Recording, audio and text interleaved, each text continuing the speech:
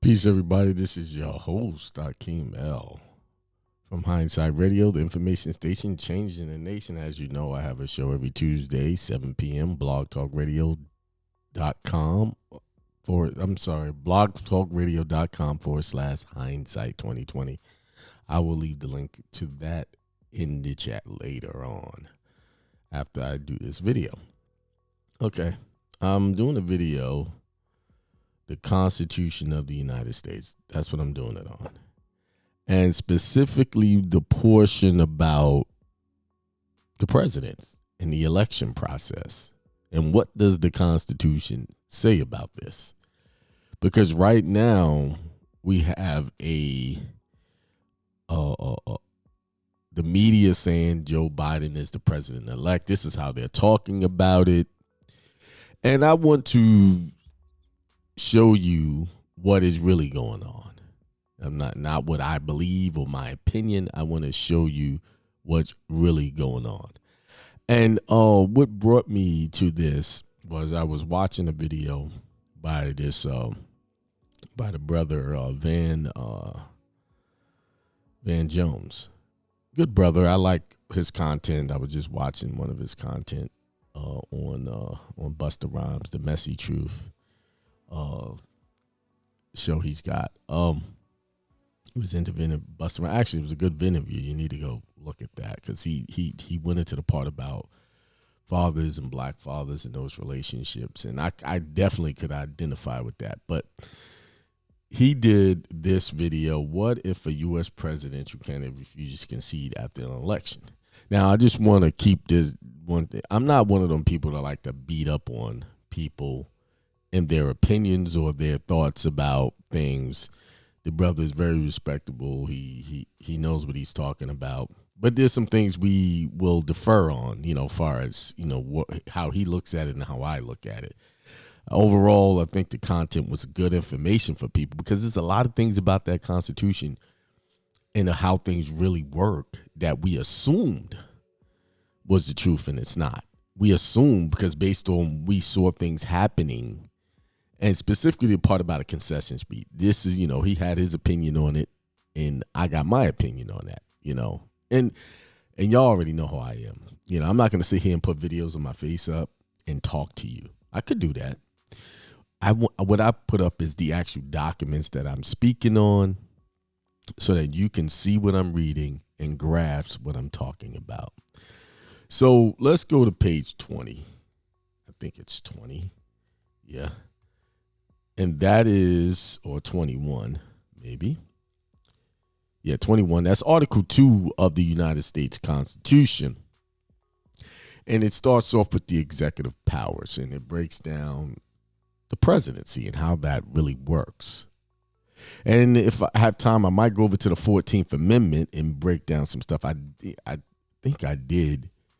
I won't even do that because I did a video, does your vote really count in these elections?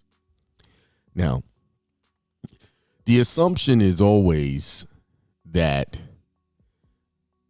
the popular vote, you go to vote, the popular votes, and then the electoral college picks based off of your popular vote. So if their state majority goes, people vote for one candidate, they're going to automatically pick that candidate. But I'm going to expose that that's not true at all. That's not true at all. And the reason why it's not true, and it has to do with that concession speech. They only pick that because of the concession speech. But if that person doesn't concede, they don't have to pick it. They could do whatever they want. So if you're really thinking it's just Joe Biden and Trump race is over, it's not. Because they got specific times that these secret meetings are, and he breaks it down, right? So let's go to the first part. And this is fair use. Let me remind you, I'm not one of those people like to beat up on other brothers. I'm in support of brothers. This brother is doing very good work.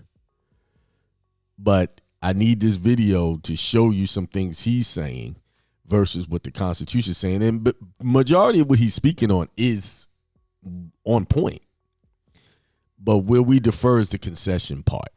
And I'll break that down and explain to you why I'm in not totally in agreement with that part because it really exposes a bigger issue. And like, I'm not a Trump supporter and I'm not a Biden supporter. I'm in support of myself taking care of my business to keep myself prosperous and my family prosperous. So there's opportunities for me out there that I can take advantage of to make myself prosperous. No president will either make or break me. Yes, he has effect on policies and different things like that, but overall, I'm in charge of that, and that's what I believe. I am the orchestrator of everything that's going on in my household. So, but in a way, I'm thankful for Trump because what he's doing right now is exposing how things really work, is what I see mainstream media is trying to cover that up. You know, he's not conceding. He's just, this evil guy. And I'm going to show you everything he's doing is based off what the Constitution says he can do. He's exercising his right according to the Constitution. Now, one of the oaths that the president must take is an oath to the Constitution. That is to defend it, right? So in my opinion, that's what he's doing. He's defending that right, his right.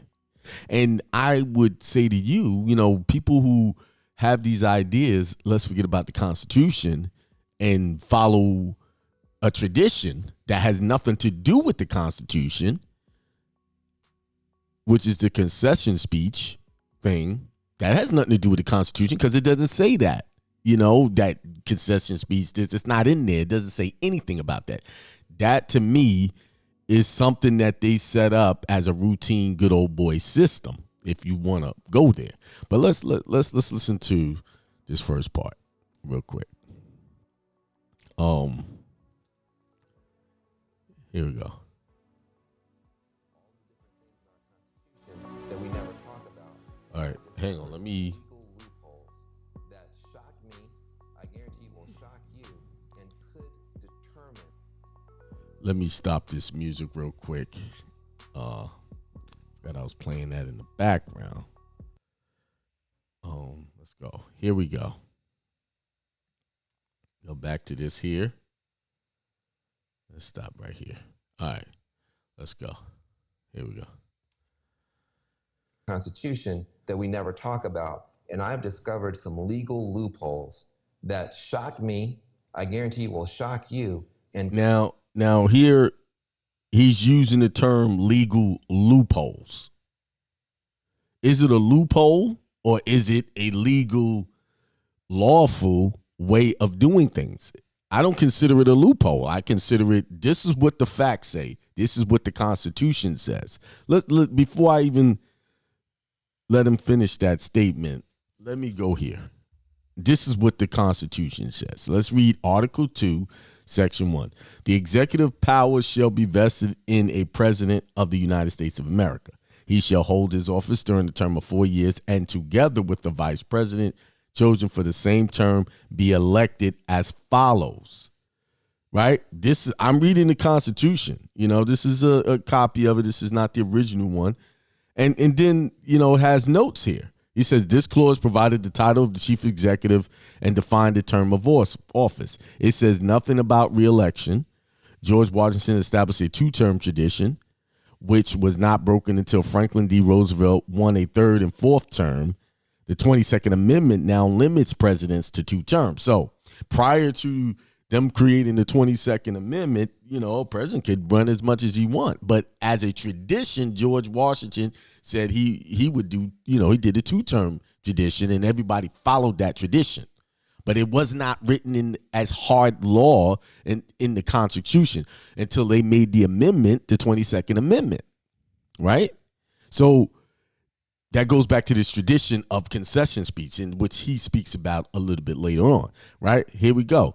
And it says each state shall appoint in such manner as the legislature thereof may direct a number of electors equal to the whole number of senators and representatives of which the state may be entitled in the Congress.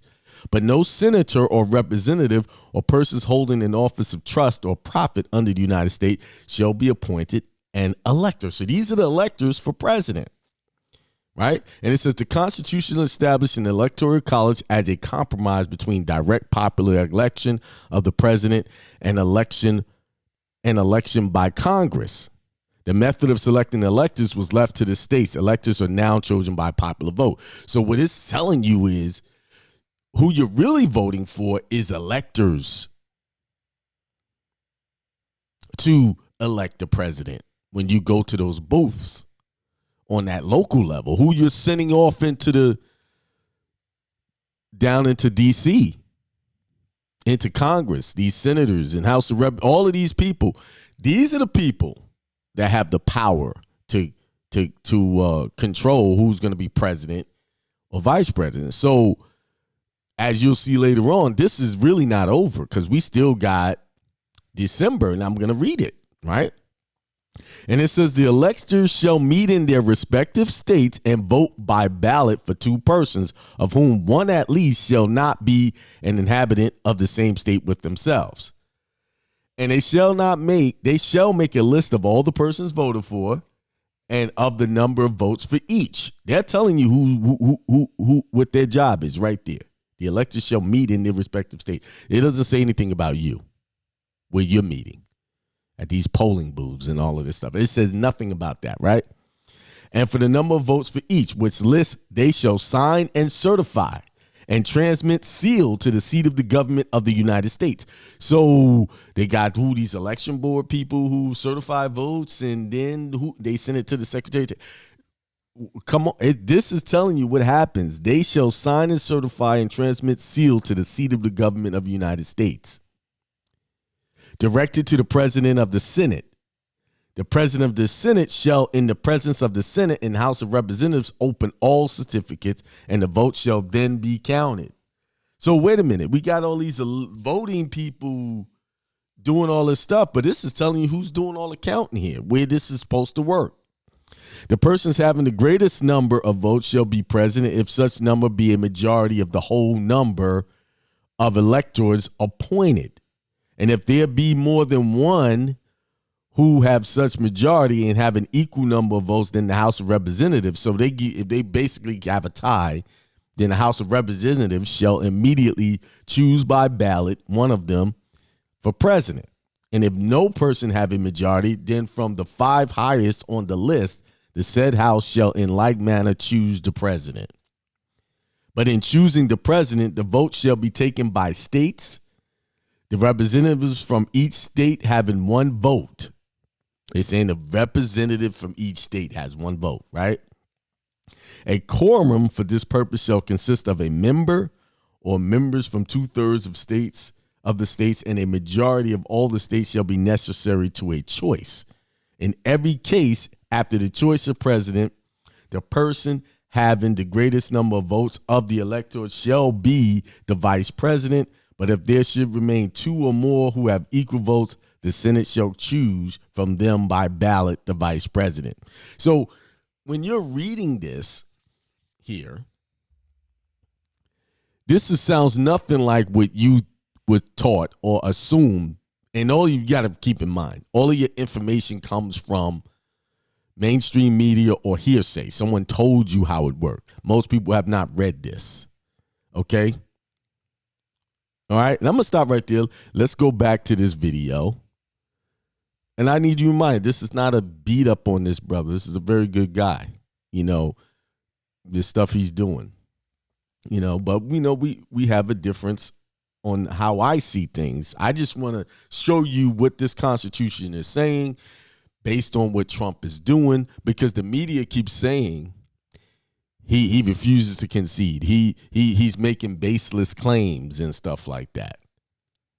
But how do you know what's baseless claims if you're not in those courtrooms and showing the fact? They got, signed affidavits sworn under penalty of perjury. People who are swearing to what they saw, what they witnessed at the polling lecture. So I believe, 100 and something complaints or more, or sworn affidavits or sworn testimony, there's some legitimacy there. And I think all of our elections has been affected through fraud of some kind. Now, just so happened 2020, hindsight 2020, no pun intended, is bringing all that out. That's why I said I'm thankful for Trump, because it's really showing us that we need to really look at these constitutions and see what they say. And he mentions that at the end. Hey, get informed. I think he's absolutely 100%. Get informed. Whatever opinion you choose to come to, make sure it's an opinion after you have done your own research and become informed. That's number one. And then once you become informed, you take action. So let's go. Could that under our Constitution, a presidential candidate could actually lose the popular vote, fail to get a majority in the Electoral College, refuse to concede, manipulate hidden mechanisms in our government, and still get sworn in as the president of the United States of America? Now, see how he worded that? You know, he could refuse, he could do this. But is he refusing, or see, this is where we defer on language. The language I choose to say is he has a choice to concede, which is a voluntary action, or he has a choice to exercise every lawful remedy there is available to make sure that this election was fair. Right? That's the way I see it. You know, I refuse to take on the opinions of most media who starts to make these claims. He's a Hitler authoritarian. He's this and that. You listen, he could be a lot of things, right? He could be all of what they're saying. I don't know. But what I do know, once we start disregarding what the Constitution says, we are now we're not following the Republic. We're not following what the rules say. If the rules say that, I think we should follow those rules. Now, if the person wants to give up their rights and just say, I give up, that's on them. You know, that's a personal choice. But to be badgered into making this personal choice I think is wrong. Well, I don't care if you like him or don't like him. I think it's wrong. It's his choice to give up. What his intentions is, his motivation is not my concern. My concern is that we preserve the very document that was written to protect the rights of the American public or the American people. So when you say, well, he should do this, this is just tradition, forget what the Constitution say, he can't win, he can't win, he can't win. I just pointed out who's really doing the electing, where these votes are really counting. So if people understood the rules, they would be picking the right people to go into these Senate offices, going into Congress, who's representing them, because that's where the power is. Okay, so let's move on from that. Let me go to 1 minute 42. You know, I took little notes along the way so I could kind of. All right, here it is. To stop a coup. Okay, now where to begin? Okay. He said how to stop a coup. Okay, is this a coup? Or is this someone exercising their rights? See, it's these words that bother me, using these types of words. So you're saying someone following the rules of the Constitution is actually a coup. And this is where these things become dangerous and misleading to me, in my point of view. When you using words like that, now in his opinion, that's what he believes. You know, this is a coup. And you know, he's going to use all of these legal loopholes to stay in office. That's from his point of view. But to me, it's not a coup. A coup is when someone, let me not do that. Let me not come off. Am I spelling that right? How do you?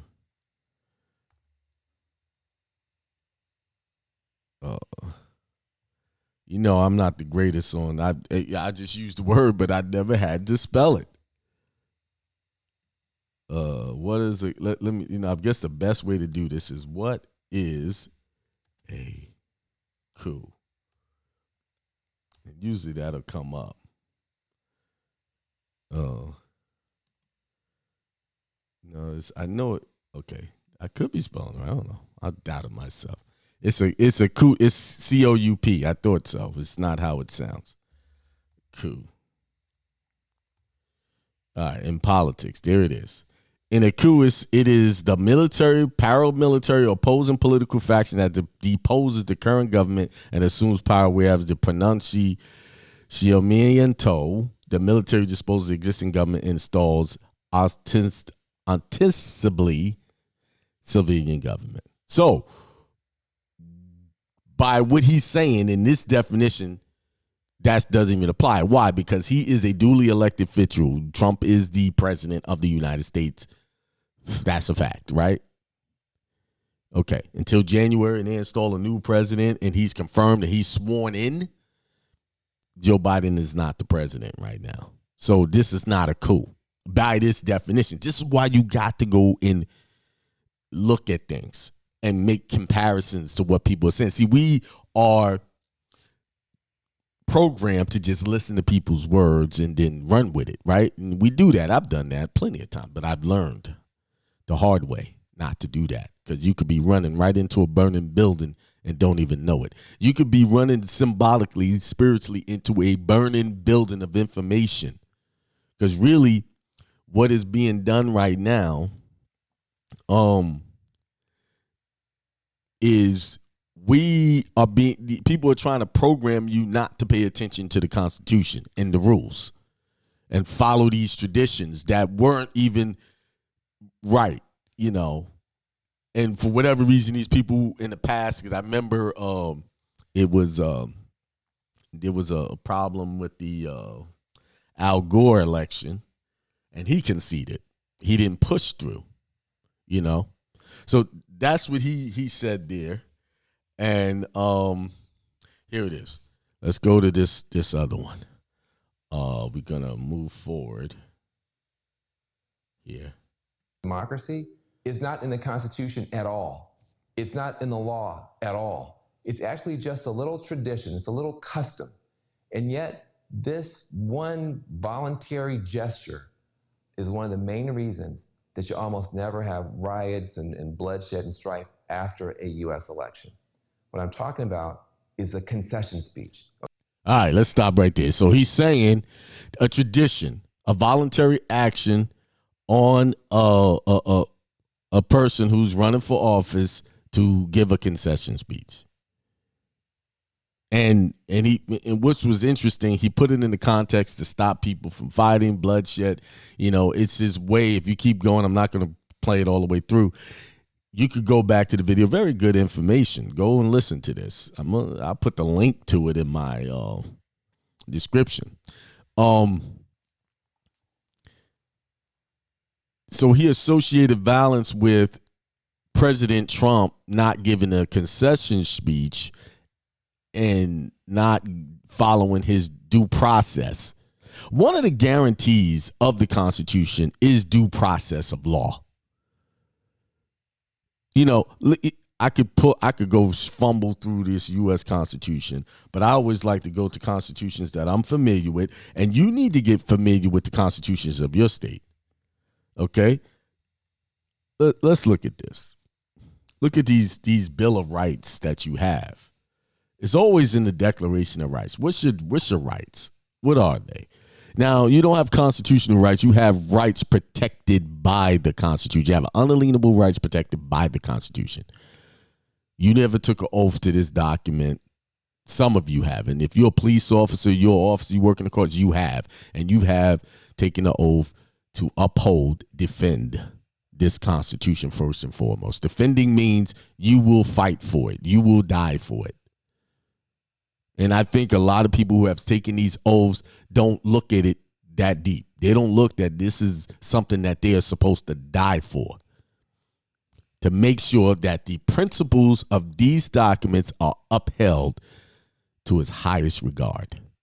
And I think that's where we are missing in our elected officials. We're not holding them to that. The reason why you can't hold them to something you know nothing about. You don't know the details of. You can't hold them to that. And this is part of my mission, my ministry. Hey, let me teach y'all how to connect your spiritual, your religious beliefs, whatever it is, to how to move with these governments, to work with them, work in conjunction, work in cooperation. They're not, a lot of you have this concept that the government is your enemy. You think the government is thinking about you personally when it's making rules? No, it's not. It makes these rules for a reason, because things come up to, hey, we got to do this, we got to do that. It's all about ideas and creating a better society. And then, unfortunately, in these creating a better society, some people get harmed unknowingly or unintentionally through some of these legislations. So let's go. First of all, it says Section 1, political power in people. All political power is vested in and derived from the people only. Therefore, they have the right at all times to modify their form of government. You have the right to modify your form of government. You. No one else. It ain't up to Joe Biden and President Trump. It's you. See, this is where you got to get informed and get involved, right?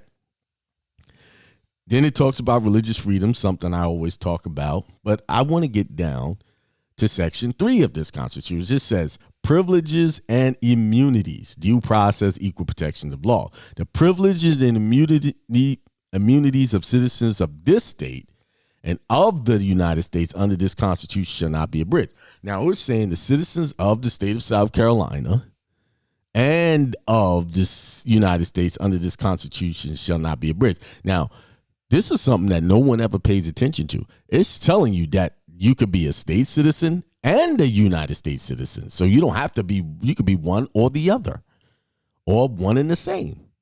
Your choice. Okay? Just because that's a whole nother lesson. But shall not be abridged, nor shall any person be deprived of life, liberty, or property without due process of law. It just tell them, see, the president has the liberty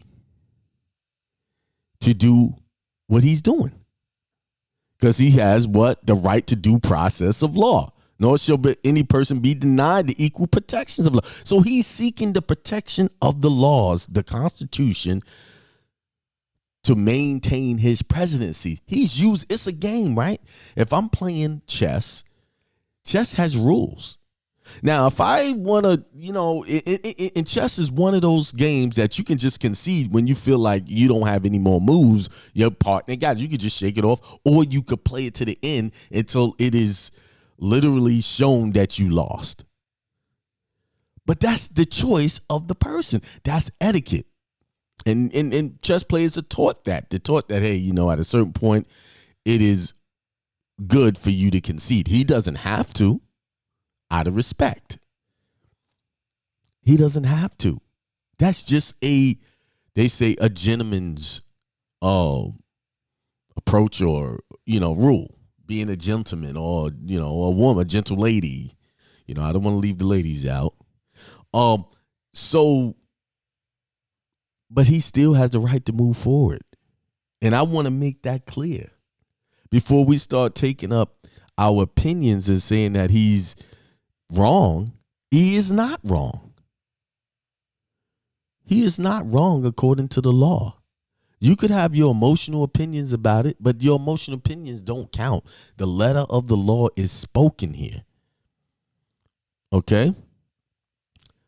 All right. So that was that one. Okay, let's go to I'm going to skip ahead to 8 minutes here.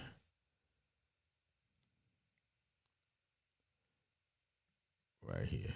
All right, let's see what he said. He's revealing the truth right there. Nothing he said is inaccurate. So it goes back to my analogy about chess.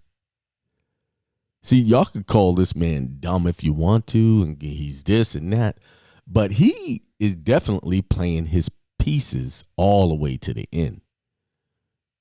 He is not a stupid man. You know, he may be a lot of things I don't know personally because I don't know this man personally. But I'm saying he's taking all of his chess moves and he's using them to his advantage. Think about it. He just said you got more red states.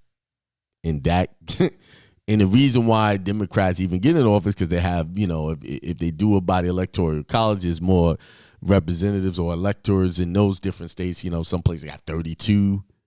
You know, they you know, in the high, you know, teens and higher. Whereas like in South Carolina, they got about nine electors, 7 or 9, something to that effect. I looked it up earlier. You see? But there's more of those red states than it is blue states. So forget the elected, forget all of that. And hey, we're going to pick our guy. And they do have the power to do that. That's why I say it's not over. And you see the date of this video was October the 26th, right before the election. So this was, to me, a strategy to inform you guys on what could really happen. But nobody, you know, it's got over 4 million, close to almost 5 million views. People know this, but did they really go back and look at the Constitution and dissect it like I'm doing right now? So let's continue to read the Constitution and see what the Constitution says. The Congress may determine the time of choosing the electors and the day on which they shall give their votes, which day shall be the same throughout the United States. So it says on the side, here's a side note, Congress has enacted legislation requiring that the presidential elections, the selection of electors, see they put that in the parentheses here, occur on the Tuesday following the first Monday in November every 4 years. So what is happening here? You're voting for the electors. There it is, the electors. Then the electors gather to vote on the Monday after the second Wednesday in December. So the real vote is happening when? The vote on the Monday after the second Wednesday in December. So what date would that be? So you got the second Wednesday and it's the Monday after. Let's see what that is. That would be, let's pull up my calendar here. That would be, let's do month. So let's go to December. So we got December 1st. This is Wednesday. This is the second Wednesday. So it'll be on that Monday. So it'll be the 14th, December 14th, if I'm correct, is when they're going to do this thing, right? Electors gather vote on the Monday after the second Wednesday in December. The two houses of Congress convene to count the electoral ballots on the following January 6th. So after they do that, then you got January 6th is the where they go ahead and just finalize this thing, right? So hang on, let's look at something. When is the presidential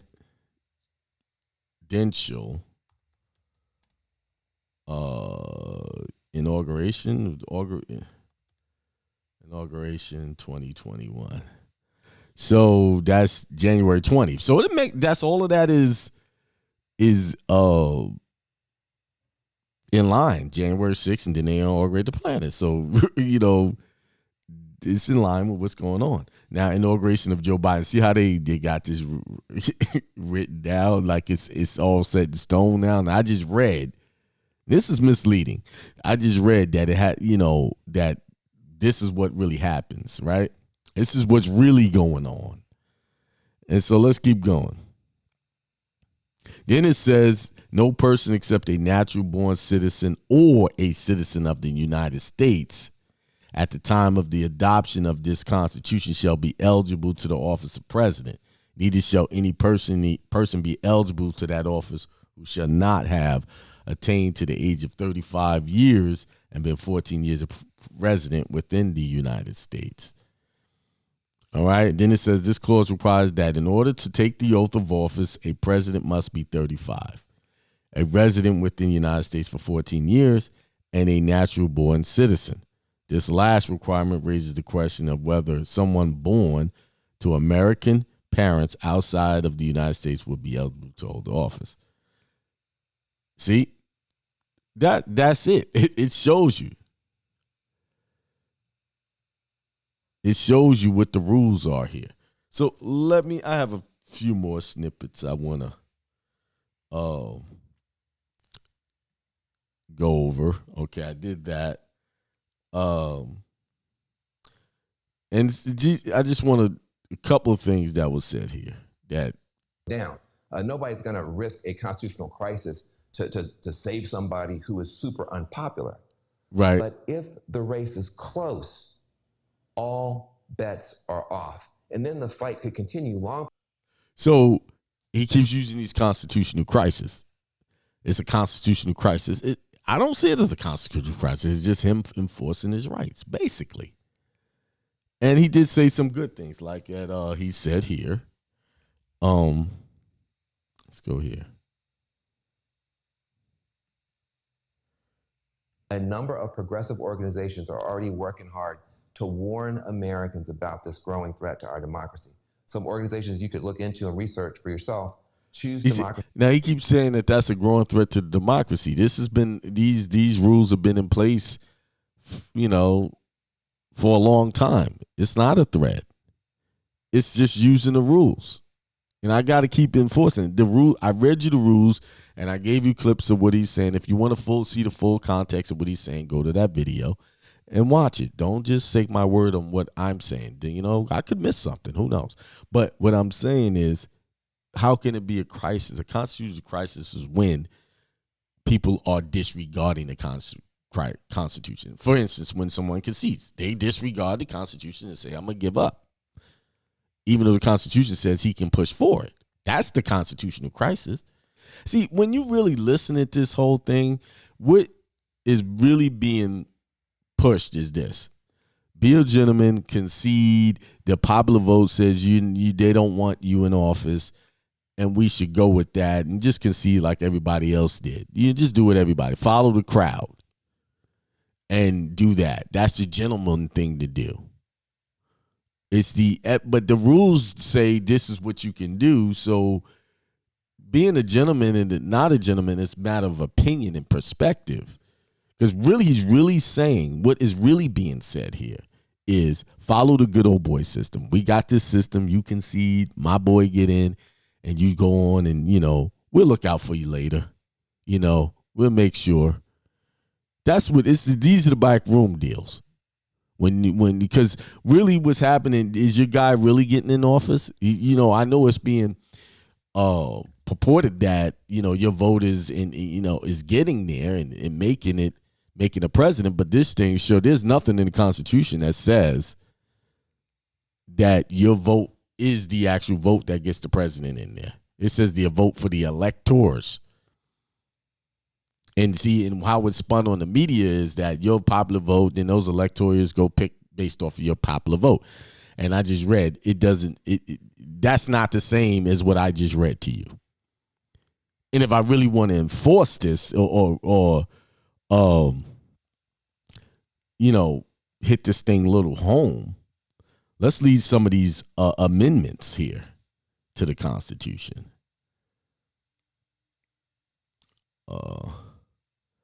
Let's see. Man, I could probably do this. 14th Amendment. Let me just do a search because this document, it has probably it in Roman numerals thing.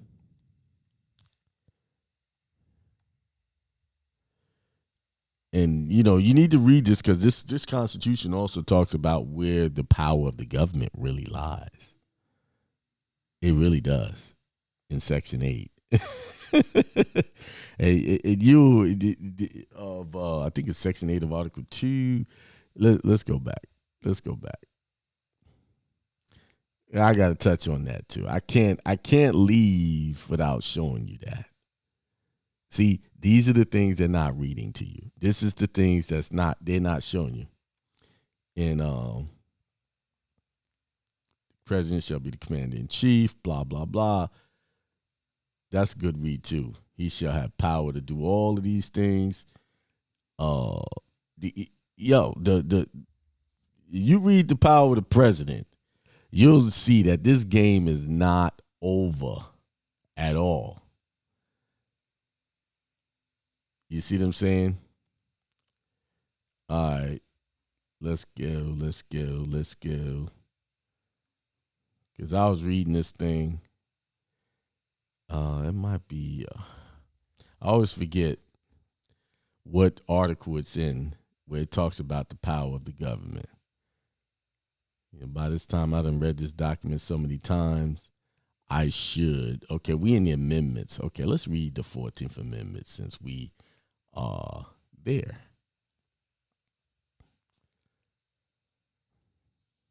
10, 11, 12, 13. All right, here it is. Is this the right one? Here it is. Keep going. Let me make sure I got it. Let's stick down to Section 2 of that amendment. Here it is. Section 2. Representatives shall be apportioned among the several states according to their respective numbers, counting the whole number of persons in each state, excluding Indians not taxed.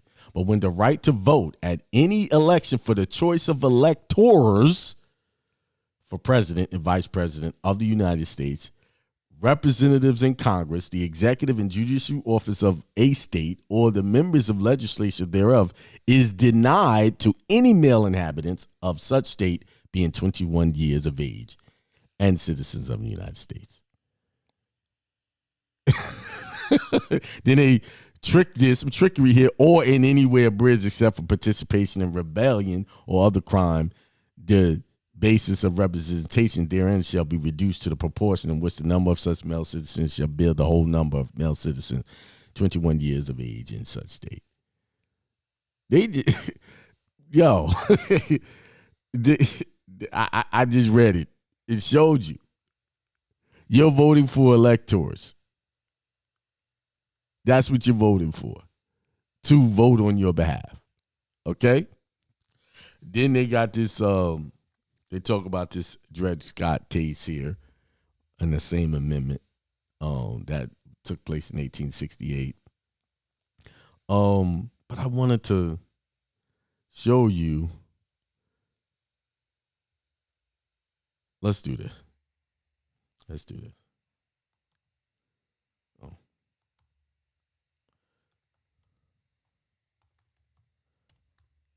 I know it's there. It won't let me do a search on this damn thing. But it shows you the power of the United States and where their power lie. And it lies no more than 10 miles square of Washington, D.C., but by cession of a particular state. By cession. Cession means the formal giving of rights of a state.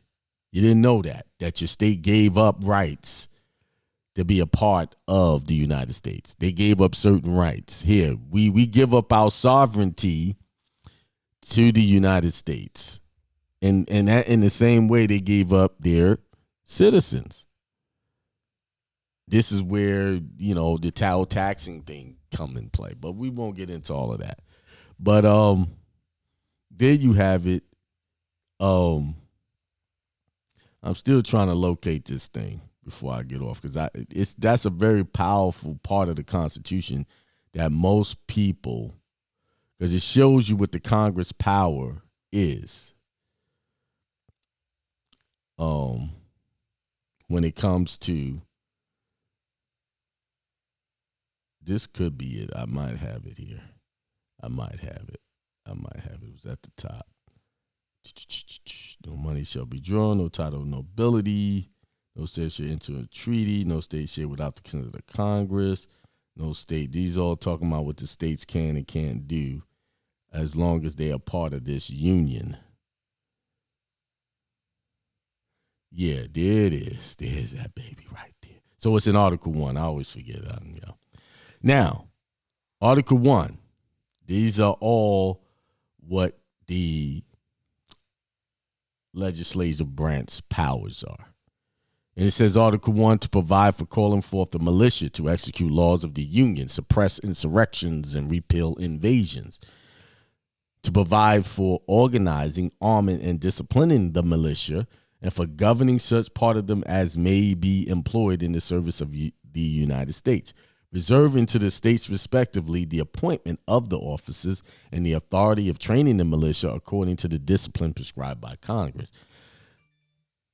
So, to exercise exclusive legislation in all cases whatsoever over such district not exceeding 10 miles square as may by session of particular states. What is session? I said what it meant. Well, let's see what it is.